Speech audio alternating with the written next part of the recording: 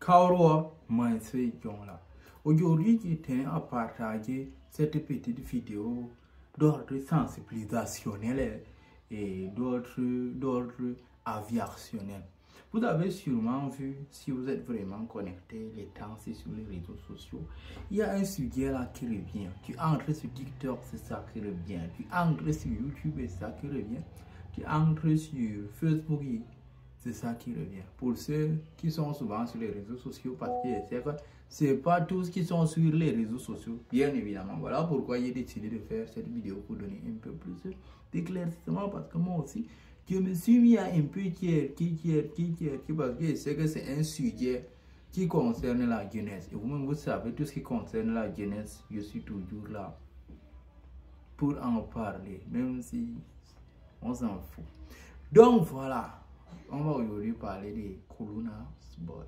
C'est quoi les Kulunas Boys et qu'est-ce que ces enfants-là ont fait pour pouvoir se retrouver dans la société. En réalité, les Kulunas Boys, c'est un mouvement de jeunes personnes. À l'époque, eux, ils étaient seulement là dans les blagues, dans les sapes et tout ça. Ils se démarquaient par leur habillement et tout ce qui va avec leur charisme et tout ça. Avec le temps, ces jeunes-là ont pris une nouvelle direction qui s'explique, qui se caractérise par le banditisme. Maintenant, l'année passée, il y a eu plus de 300 Kulunas qui ont été arrêtés. Et parmi ces 300-là, tenez-vous bien, 125 ont été condamnés à mort. Voilà pourquoi ça fait vraiment le buzz, parce que actuellement on se dit que la peine de mort c'est un truc qui est prohibé, c'est une sentence qui ne se fait plus. Mais aujourd'hui le ministre de la justice a décidé que vraiment il va appliquer ça. Ce qui est grave, c'est que ces Kulunas-là, ce sont des enfants. Ce sont des enfants, généralement, ils sont plus contenus entre 25 ans en moins et 18 ans. Donc, ce sont des personnes qui sont à fleur, en train de bourgeonner. Ce sont des adolescents. Vous voyez. Et ces adolescents ont été condamnés à mort. La première vague, on les a exécutés. On les a exécutés, on les a amenés, on les a exécutés. Et je suppose qu'actuellement, ils ne sont plus vivants vu qu'on les a exécutés. Aujourd'hui, vous savez, les Blancs, eux, ils sont là, ils ont commencé à soulever le poussière à gauche, soulever le poussière à droite. Bon, que non, il y a d'autres aussi qui disent ça, que personne n'a le droit de vie et de mort. Mais si je vous explique ce que ces enfants-là faisaient vraiment comme banditisme urbain, vous-même, vous n'allez pas en revenir.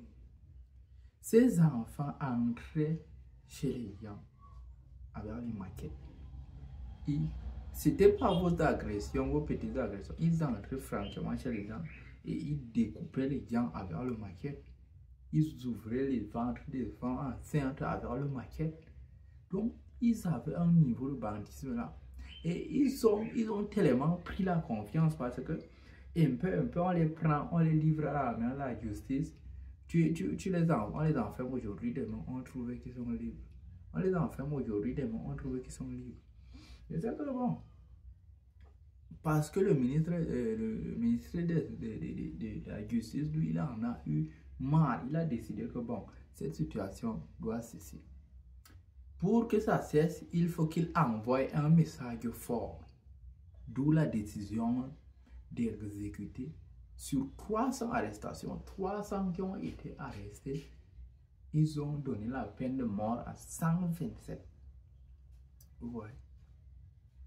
Genre, il a dit que ici, là, ça ne peut pas se passer comme ça. Et je ne sais pas ce que je pense, il faut penser de ça parce que c'est un sujet très compliqué. Je ne peux pas me prononcer comme les autres ont dit. Nul n'a le droit de dire qui doit vivre, qui doit mourir. Mais quand on parle de ça, essayez-vous de vous mettre à la place des deux côtés.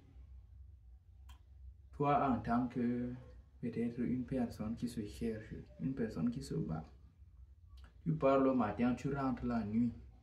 Quelqu'un jeune que tu peux me mettre au monde et enriquir toi avec la maquette. Il t'agresse. Il agresse tes enfants. Il viole ta femme. Il te coupe avec la maquette. Il prend le peu que tu t'es battu à acquérir.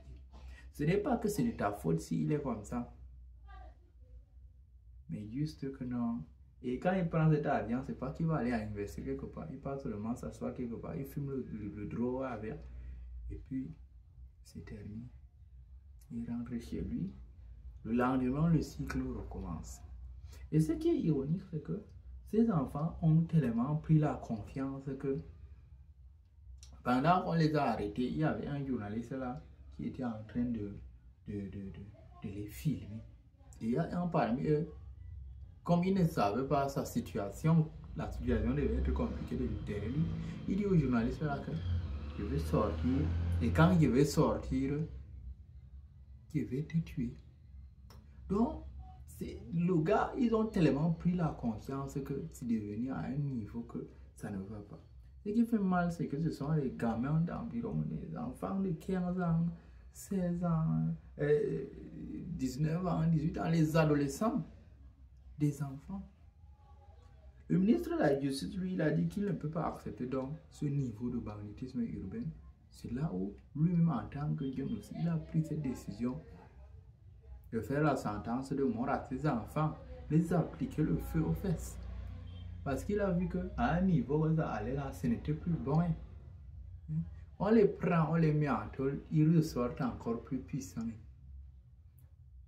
Lui, il a donc décidé que si on te prend une fois, on te met en tôle.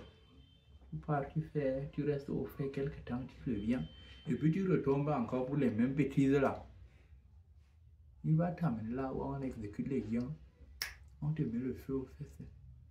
Dit comme ça, c'est peut-être cruel et insensible. Moi, je ne peux pas faire de recommandations. Ce que vous voulez entendre ma bouche là, vous avez ça déjà dans votre tête. Mais franchement, c'est